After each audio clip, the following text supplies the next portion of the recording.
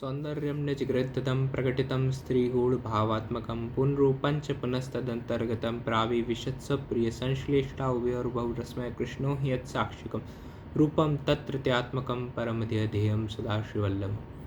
जय श्री कृष्ण वैष्णव।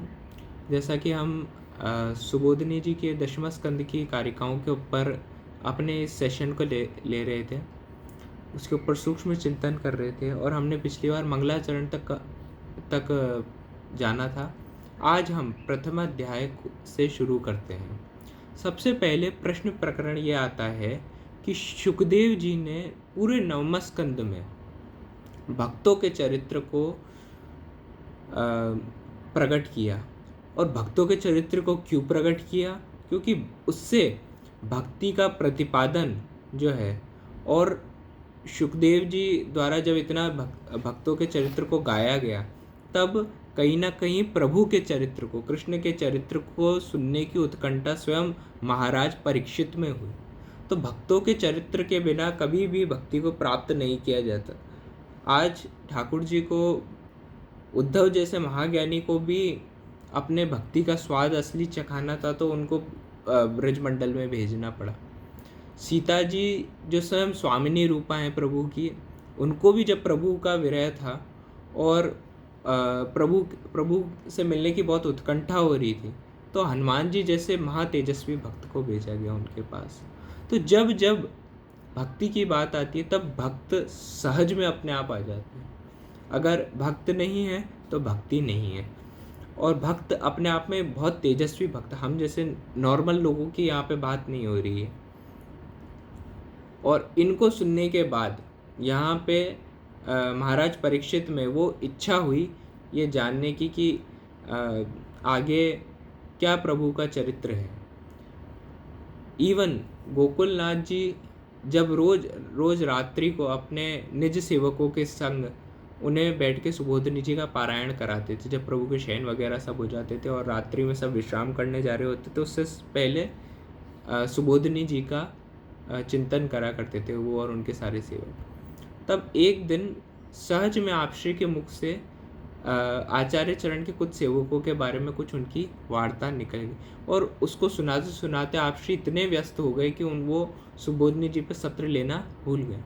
और जब सत्र को विराम दिया जा रहा था और सब अपने अपने कार्यों को जा रहे थे, तब उनमें से एक वैष्णव ने उठ के पूछा कि आज तो सुबोधिनी जी के ऊपर और भागवत जी के ऊपर कुछ चर्चा हुई नहीं। तो आप श्री ने यही कहा कि आज भागवत जी के गूढ़ार्थ और भागवत जी के जो अर्थ है उसके ऊपर चर्चा हुई है।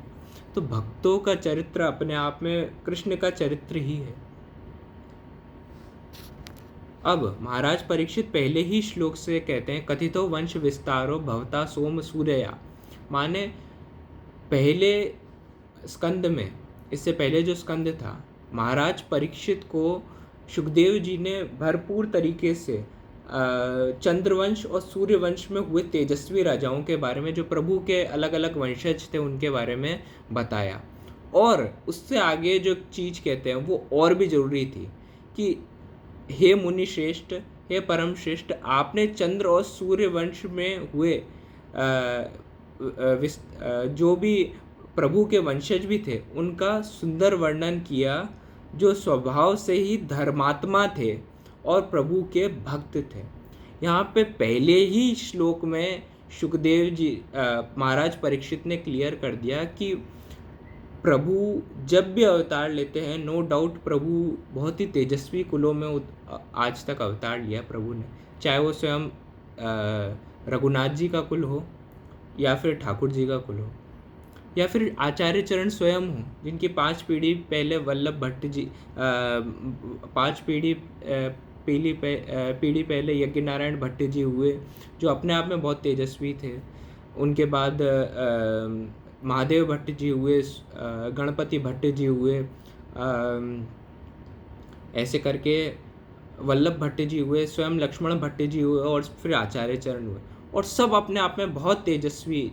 जैसे एग्जाम्पल के लिए अगर वल्लभ भट्ट जी को लिया जाए तो वो कुंभी धान्य थे, मतलब मात्र घर में एक घड़ा भर के भी अन्न रखा हुआ होता तो वो कभी आगे से कुछ अन्न घर पे लेकर नहीं आते। मगर यहाँ पे पहले ही श्लोक में बहुत क्लियर कर दिया गया कि प्रभु ने ऐसे तेजस्वी कुलों में अवतार लिया और ऐसे कुलों के अपने आप में तेजस्वी राजाओं का वर्णन करा उन्होंने, मगर वो किस लिए करा कि वो भक्त थे अपने आप में और बहुत तेजस्वी थे। यहाँ पे एक बहुत ही हम लोगों के अंदर भरी हुई तकियानुसी सोच का पहले ही श्लोक में कहीं ना कहीं खंडन कर दिया गया। जो हमने बिंदु सृष्टि, नाद सृष्टि नाम के मन में कपोल कल्पनाएं बना रखी हैं, कोई सृष्टि नहीं, कैसी सृष्टि नहीं। जो गोवर्धन धरण से जुड़े वो है असली गोवर्धन धरण की सृष्टि।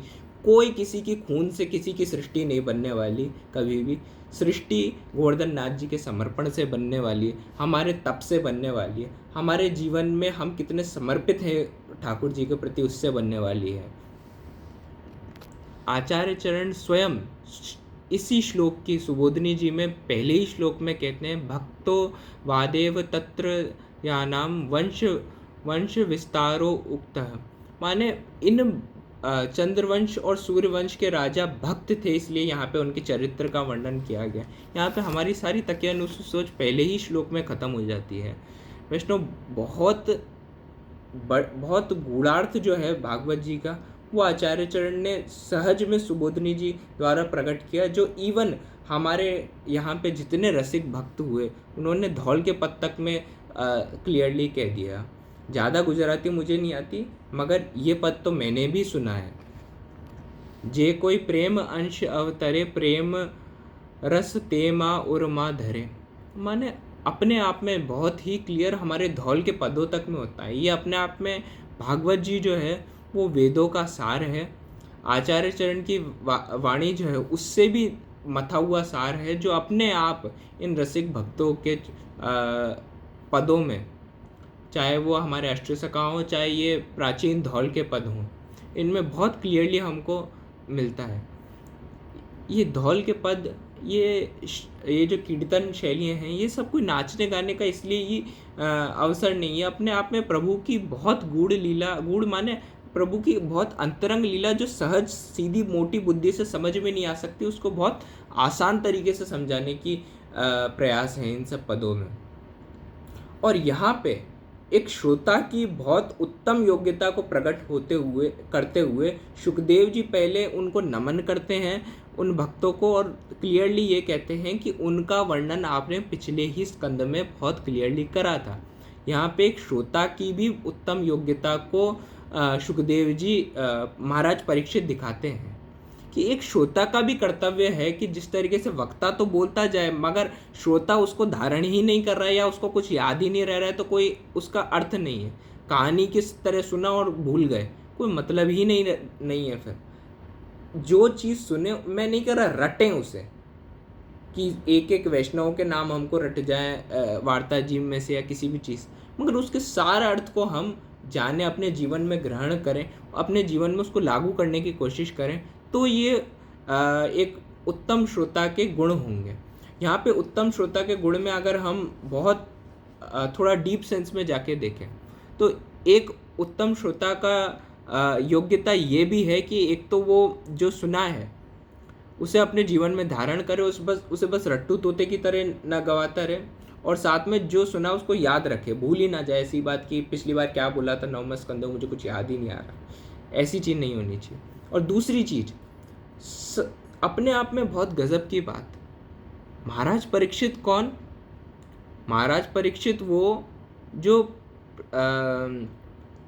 स्वयं अर्जुन के वंश में हुए, जो स्वयं सुभद्रा जी के वंश में हुए, माने प्रभु के आगे आने वाली बहुत पीढ़ियों बाद हुए, प्रभु के आने वाली बहुत पीढ़ियों बाद हुए।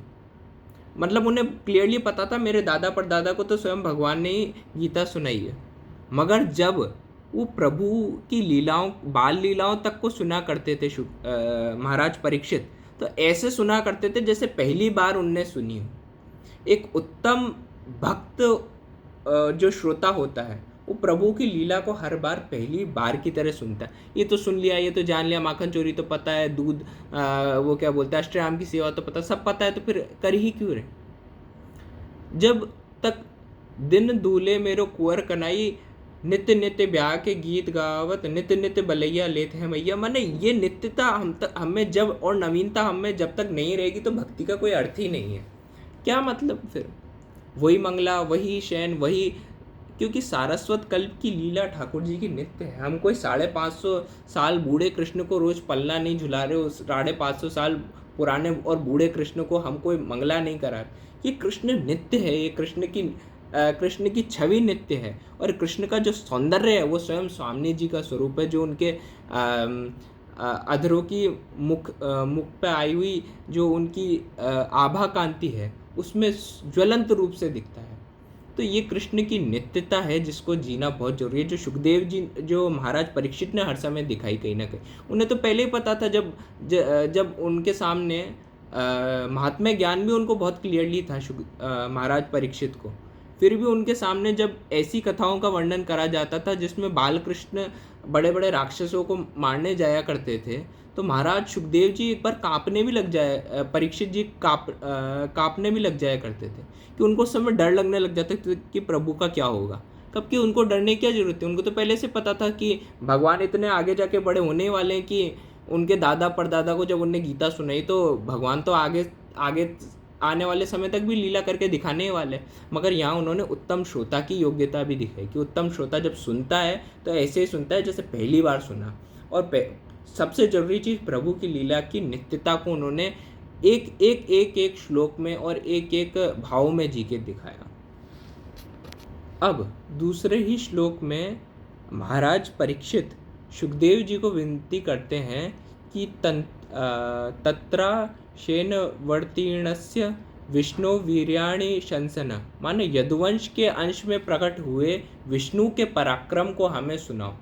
या आचार्य चरण बहुत सुंदर चीज कहते हैं सुबोधनी जी में, कि सुनने से इस श्लोक में ऐसा प्रतीत होता है कि महाराज परीक्षित जो हैं वो प्रभु को मात्र अवतारी नहीं, मात्र कोई अवतार के रूप में बताना चाह रहे हैं कि मात्र विष्णु के अवतार है। मगर यहाँ जो श्लोक में उन्होंने विष्णु का अर्थ बोला है, वो विष्णु का अर्थ है सर्वव्यापक परमात्मा के रूप में। अतः आचार्य चरण स्वयं सुबोधनी जी में भी यहाँ पे कहते हैं कि सर्वव्यापी भगवान देवकी जी के गृह में, मतलब कारागृह में जब प्रकट होते हैं तो उस स्थान में माया को दूर कर आपने अपने प्रकाश को प्रकट किया। और यदि सर्वव्यापी भगवान माया को हर जगत के हर जगह से हटा देते तो लीला हो ही नहीं पाती।